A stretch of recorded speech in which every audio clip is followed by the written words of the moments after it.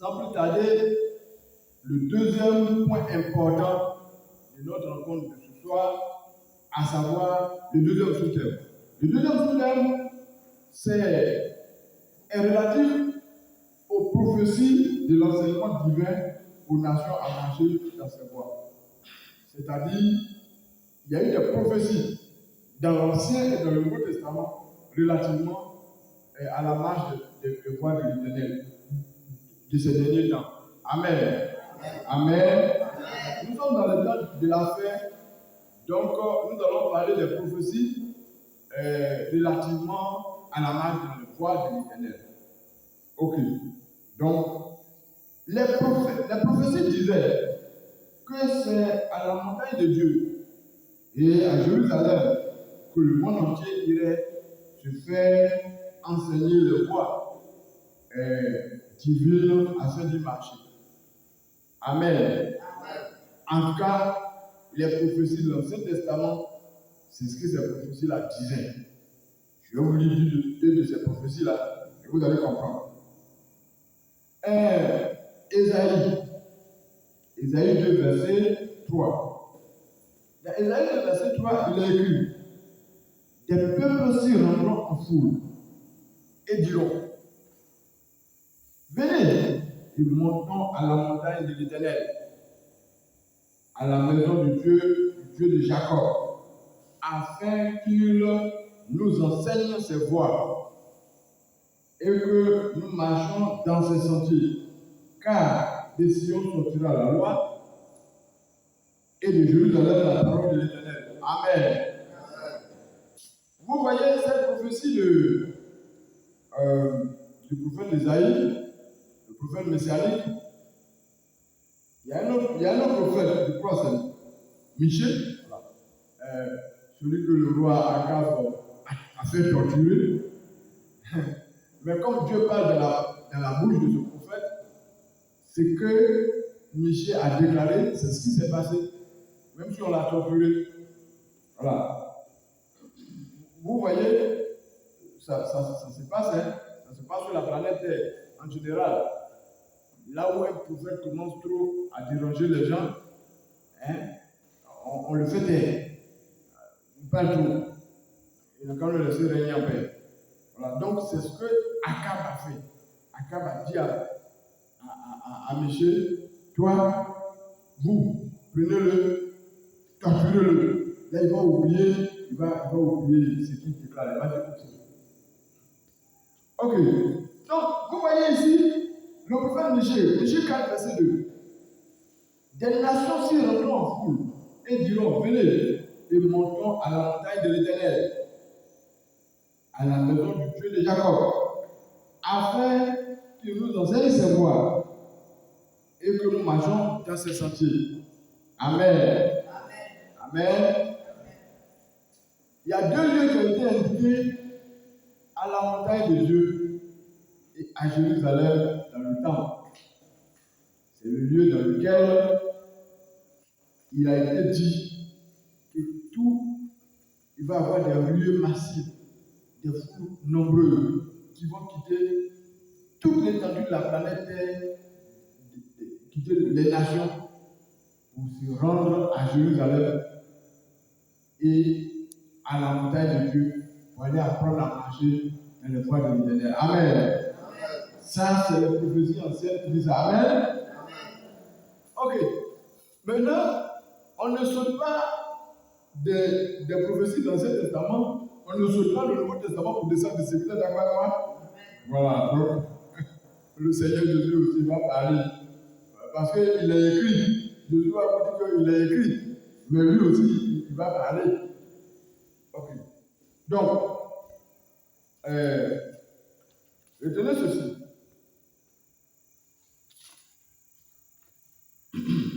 Mais notre Seigneur Jésus-Christ clarifie les prophéties floues. C'est pas flou, hein?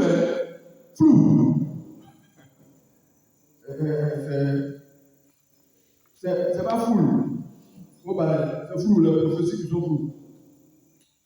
Parce que quand je lui dis, je ne suis pas venu pour abolir la loi, je suis venu, il est venu pour clarifier, il est venu pour compléter, il est venu pour rendre ça parfait. Amen. Ok. Donc, ça aussi, ça s'applique là. Le Seigneur Jésus dit, Jésus ne dit pas que le pèlerinage à Terre Sainte est un pilier incontournable de son évangile. Ailleurs, dans certaines religions, vous êtes d'accord que le pèlerinage à Terre Sainte est un des piliers incontournables, n'est-ce pas? Vous êtes d'accord? Mais Jésus n'a jamais dit ça. Jésus n'a pas dit aller en Terre Sainte, si tu n'es pas allé là-bas, tu ne seras pas sauvé. Jésus n'a pas dit ça. Ok.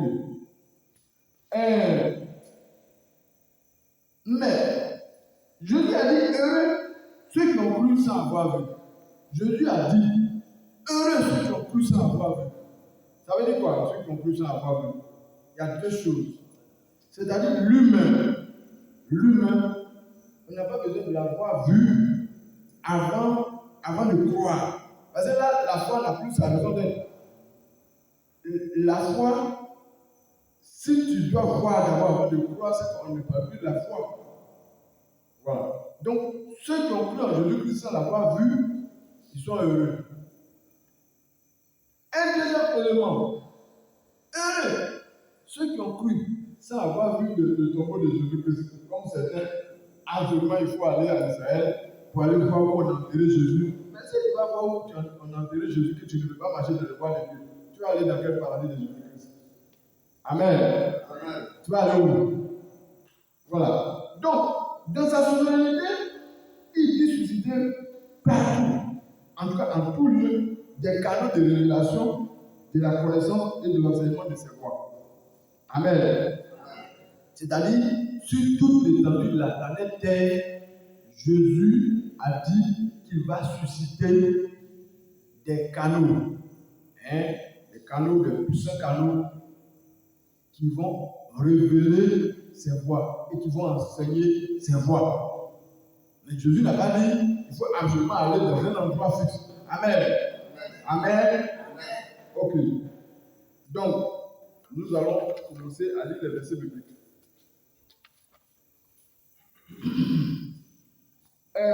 Le premier verset que nous allons lire ici, c'est Jean 4, 20 à 24.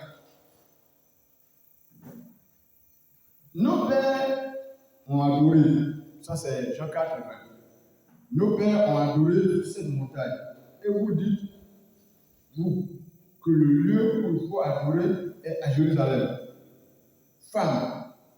Ça c'est quelle femme? Jésus s'adresse à quelle femme ça? La femme samaritaine. Merci. Ah, merci maman. Vous m'aidez, excusez. Ça, il faut maîtriser les contextes bibliques. Quand on cite un événement, tu dois savoir ça. C'est ça que le chrétien. Un chrétien qui ne maîtrise pas ça, c'est pas la peine. Ok. Femme, lui dit Jésus, crois-moi, l'heure est venue où ce ne sera ni sur cette montagne, ni à Jérusalem, que vous adorerez le Père. Amen. Amen. Mais l'heure vient, et elle est déjà venue, où les vrais adorateurs adoreront le Père en esprit en vérité. Ça, c'est Jean 4, verset 20 à 24. Vous voyez, non? Est-ce que Jésus a dit que pour qu'on va t'enseigner les voies de Jésus, pour marcher dans les voies de Dieu, il faut payer billet d'avion pour aller dans la tombe, aller voir dans la tombe de Jésus-Christ, aller à la terre? C'est ce que Jésus a dit. C'est ce que Jésus a dit. Moi, souvent, je m'inquiète de quelque chose. Vous savez, Israël est entouré de pays arabes qui l'attaquent à tout moment. Les voitures, les attentats à la voiture piégée, en tout cas, c'est monnaie courante. Toi, ta vie n'est pas claire, ta vie n'est pas au profit, ta vie spirituelle n'est pas bien. Et puis tu t'en vas te promener. C'est pas parce que tu es allé là-bas pour aller voir dans la tombe de Jésus-Christ que si il y a un attentat à la voiture piégée, si tu es mort dans ça, tu t'en vas te mort au paradis. Est-ce que Jésus a dit que c'est un des piliers de son évangile, aller se promener, aller voir dans sa tombe et puis on se voit au paradis? Le Père, c'est ce que Jésus a dit. Hein?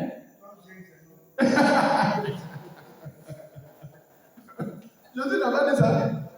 Donc, bien aimé, souvent je suis là, je m'inquiète. Avant d'aller en Israël, il faut croire d'abord, il faut se réveiller, il faut bien serrer ses ceintures de sécurité avant de partir.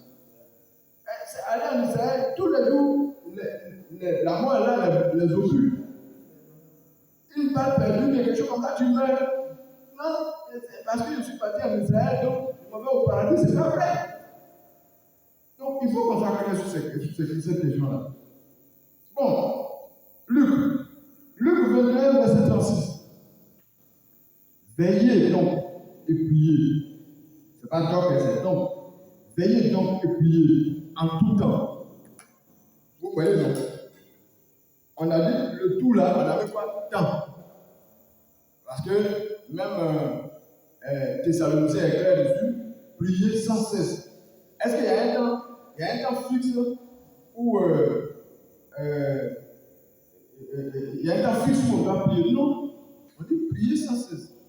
Quand tu es dans le véhicule, c'est ça, on dit, certaines personnes ne comprennent pas. Quand tu prends le phénomène du port du voile, bon, on dit que tu ne peux pas prier pour la soeur sans être voilé. Tu vois, non? Maintenant, la Bible dit aussi, prier sans cesse. Ça veut dire quoi? Ça veut dire que quand tu es dans le véhicule, et que le véhicule s'en va, il va faire un accident. Attends d'abord.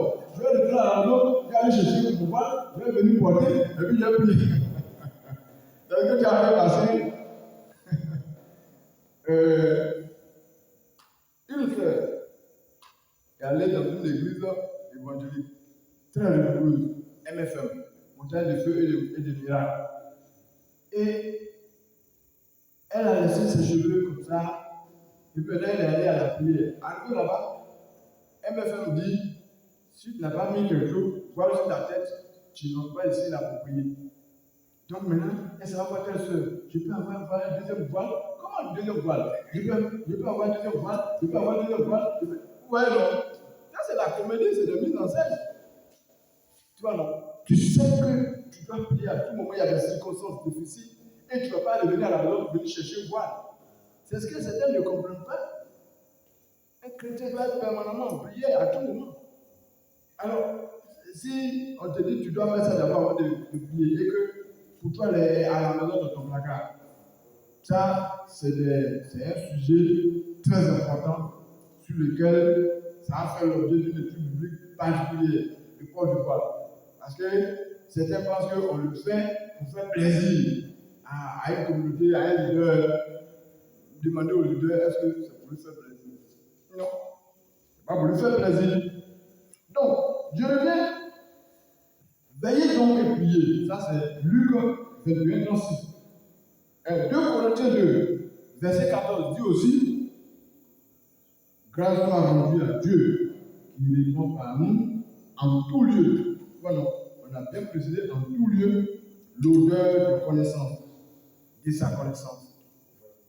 Donc, ce qu'on a lu, ce qui précède, on dit en tout temps. Et ce qu'on est en train de lire ici, on dit en tout lieu. Est-ce qu'on a dit que c'est à la montagne de Dieu? On a dit que c'est à Jérusalem? On a dit que c'est dans la tombe de Jésus-Christ. Voilà. Donc, ça c'est très capital. Dieu a suscité sur toute l'étendue de la planète Terre, même si tu es parti sur la planète Mars là-bas, Dieu te permet de prier sur Mars là-bas. Tu n'as pas besoin de revenir dans le temple de Dieu à Jérusalem d'abord avant de prier. Amen. Amen. Ok. Je suis sur le dernier verset que je viens de lire. Mais je lis les 2 derniers versets et je reviens dessus. Je veux donc que les hommes prient en tout lieu, en élevant les mains pures, sans colère et sans mauvaise pensée. Donc, vous voyez bien, en tout lieu, en tout temps, en tout lieu, en tout temps, en tout lieu, en tout temps. Est-ce que vous voyez Jérusalem? Est-ce que vous voyez la montagne de Dieu? Voilà, donc, en partant des prophéties anciennes, Jésus est venu compléter la loi. Il est écrit dans les prophéties anciennes que c'est à Jérusalem, à la montagne de l'Éternel, c'est à Jérusalem, à la capitale, dans le temple, seulement que les gens doivent prier. Mais moi, je vous dis que l'heure vient et elle est déjà venue où les vrais adorateurs adoreront le Père en esprit et en vérité. Ils prieront le Père en tout temps et en tout lieu. Amen. Amen. Voilà, Jésus est clair. Jésus reconnaît qu'il a écrit, mais il te dit que lui-même il fait écrire. Amen. Je crois que vous avez suivi notre retraite spirituelle qui a précédé. Donc là, on va dans la même mouvement. Ok, donc je reviens sur grâce soit rendue à Dieu qui répond par nous en tout lieu l'odeur de sa connaissance. Vous voyez, ce verset est très fort. Il répand l'odeur de sa connaissance en tout lieu. Donc vous voyez que Dieu, attendez, j'insiste encore sur lui, par nous. Voilà.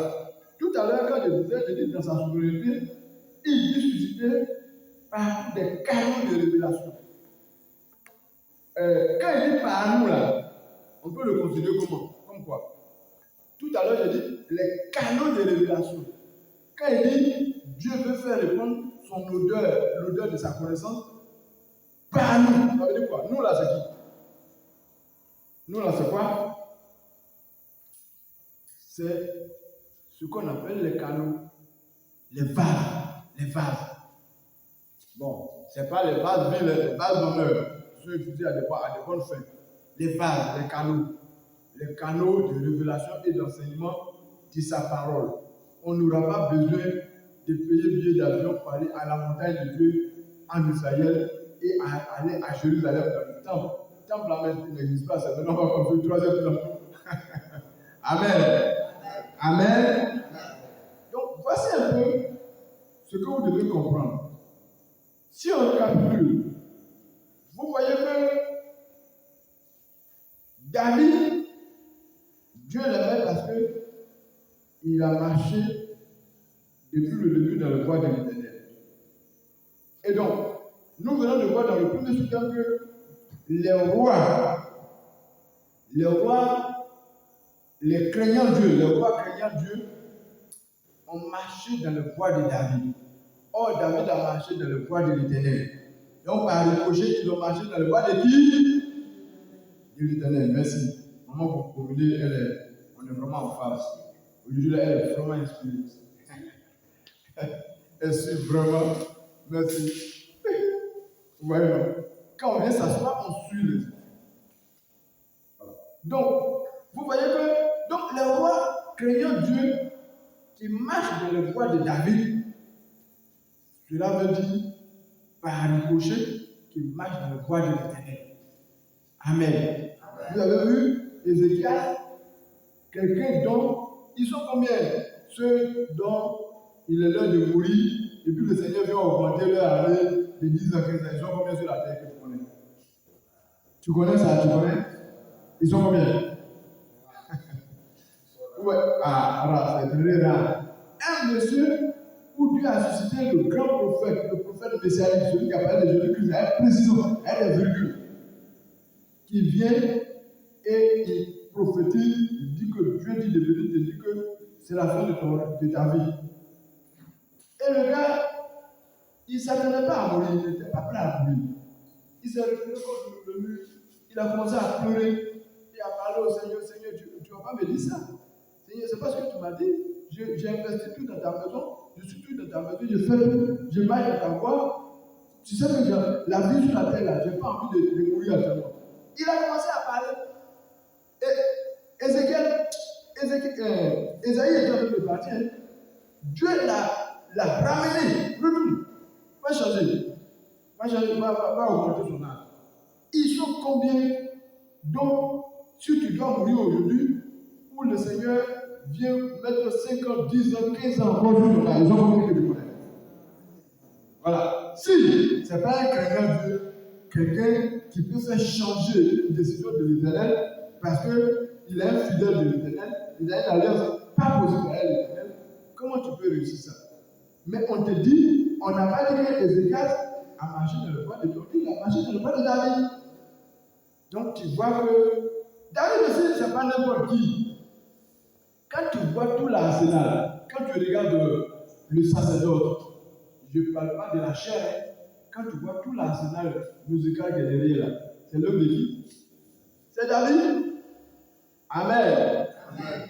C'est l'homme de David. Tout l'arsenal que tu vois, c'est lui que le Seigneur a utilisé pour faire ça. Donc, tu vois que quand il y a un culte, tout ce que tu vois, un castagnel, tout ce que tu vois là, ça fait partie de l'adoration de l'Éternel. Donc, David, ce n'est pas n'importe qui. Amen. Amen. Amen. Donc, David, c'est vraiment quelqu'un qui a marqué l'Éternel. Jusqu'au point que son fils, qui lui a coûté tellement cher, il a fait appeler son fils là, fils de David. Le premier roi d'Israël, ce n'est pas David, c'est Saül. Vous avez entendu parler de Saül, son nom a été commis pour toujours, effacé pour toujours. Peut-être qu'un autre jour, on va parler de ça. Pourquoi Dieu a nettoyé son nom pour toujours? Bien aimé. Ok. Donc, dans le deuxième sous-thème ici, les prophéties sur l'enseignement des nations et à marcher dans le voie de Dieu. Les prophéties anciennes disent que les nations entières vont venir en foule, vont se déplacer pour aller à Jérusalem. Ils vont aller là-bas. Ah, montrez-nous le voie de Dieu, on va marcher dedans. Voilà. C'est ce que les prophéties anciennes disent. Vous avez vu la femme samaritaine. La femme samaritaine, elle, c'est la tradition de ses parents qui est dans sa tête. Il faut aller à Jérusalem, dans le temple là-bas, aller à Dieu là-bas.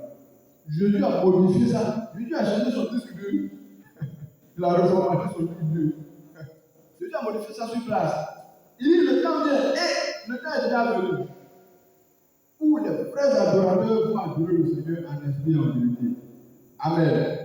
Donc, vous voyez qu'au niveau des prophéties, à partir de Jésus-Christ, ces prophéties-là ont été peaufinées, clarifiées, complétées, rendues plus complètes. Les prophéties de Jésus-Christ sont claires. Que désormais, ici, à même chose ici, là, dans ce lieu-là, on peut venir adorer le Seigneur ici. Parce que la tradition des Juifs, la tradition des pères, vous connaissez bien une de ces traditions, hein? Jacob dormait là, il dormait quelque part, et puis il a fait un songe dans lequel il y avait comme une échelle où les anges descendaient de l'échelle, il y en a qui montaient. Il s'est levé, il a pris des cailloux, il a mis là, il a fait une idole, enfin, un hôtel là, et puis il dit que ici, là, ça c'est la porte du ciel. Mais mon ami, c'est qui t'a dit que c'est la porte du ciel? Tu reconnais n'importe quoi? Vous voyez, ici c'est la porte du ciel. Et c'est resté dans la tradition des Juifs. Hein? Bethel. Hein? L'hébreu dit Beth. C'est la maison. Héroïne. L'Éternel. Hell. Bethel. Ça dit la maison de Dieu. C'est pourquoi, si vous avez remarqué très bien, la plupart des communautés qui s'appellent Bethel, souvent ils ont des problèmes. Voilà. Ils s'appellent Bethel. Parce que le fondement même comment on appelle ça? De Jacob n'est pas très clair. Qui t'a dit que c'est la porte du ciel? Donc, Dieu peut faire descendre des anges ici. Dieu peut faire descendre des anges à Gagnoa, en tout cas, à Tipadipa, en tout cas partout. C'est ce que tu dois comprendre. En tout lieu et en tout temps, on doit pouvoir adorer le Seigneur. Amen. Amen. Donc, voici pour ce soir l'essentiel de notre étude biblique sur le roi de l'Éternel. Les deux sous-thèmes, les meilleurs rois d'Israël, ont marché dans le roi de David, et les prophéties de l'Ancien Testament qui ont été dûment retravaillées, complétées par le Seigneur Jésus-Christ, par rapport aux derniers temps. Donc, dans ces derniers temps, les voies de l'Éternel, Dieu va susciter des gens pour pouvoir préparer ce qu'on appelle les voies de l'Éternel pour qu'on puisse y marcher. Amen. Amen. Amen. Je vous prie que l'étude qui vient là-bas, c'est vraiment à ne pas rater. À ne pas rater. Parce que c'est la 4e qui fait qui fait la synthèse, mais à ne vraiment pas rater. Parce que tu n'auras rien compris enfin, ce pourquoi on fait l'étude. Bon, maintenant, si le temps de l'étude même est bref, dans le temps comme vous le savez très bien, mais si ça va susciter des questions-réponses, vu l'importance, parce que le thème qu'on traite là, en début d'année là, ça a quelque chose à voir avec le nom du baptême de l'année. C'est pas, il n'y a rien de hasard, c'est pas par hasard. Donc, si quelque chose n'aura pas été bien compris, peut-être que ça va faire l'objet de questions-réponses pour que ce soit clair dans la tête. Chrétien, façon, chrétien hypocrite, quand on dit de venir savoir ce que Dieu veut pour faire la Bible dit, fais de l'Éternel tes délices, il te donnera ce que ton cœur veut. Mais tu ne veux pas faire des voies de l'Éternel tes voies par prédilection. Tu veux vivre la vie chrétienne de façon hypocrite. Bien aimé, ça ne peut pas t'arranger. Ainsi parle l'Éternel pour le message de ce soir. Merci.